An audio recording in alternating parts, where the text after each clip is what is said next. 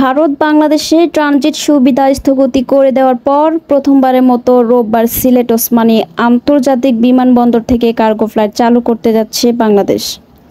শনিবার বাংলাদেশ বেসামরিক বিমান চলাচল কর্তৃপক্ষের বেবিচক chairman air vice marshal Mohammad Manjur Kabir Bhuiyan জানান, সিলেট থেকে প্রথম মালবাহী বিমান চালুর সব প্রস্তুতি সম্পন্ন হয়েছে, যা ঢাকার পর বাংলাদেশের দ্বিতীয় কার্গো পরিচালনাকারী বিমানবন্দর হবে। দিল্লি বেঙ্গালুরু দিয়ে খরচের ব্যাপার আছে, সময়ের ব্যাপার আছে, অনেক ধরনের রেগুলেটরি ইস্যু আছে, কিন্তু এটা খুব সহজ হয়ে যাবে।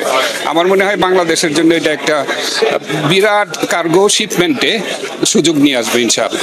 ঢাকা থেকেও আমরা গার্মেন্টস এনে আমরা সিলেট থেকে দুবাই, জেদ্দা, লন্ডন, ম্যানচেস্টার ফ্লাইটে আমরা সিলেট থেকে দিতে পারবো, যদি স্ক্যানিং চার্জ, হ্যান্ডলিং চার্জ এগুলো কমায়। ঢাকা থেকে চাপ কমানোর জন্য বেশি বেশি ফ্রেটার ডাইভার্ট করা উচিত।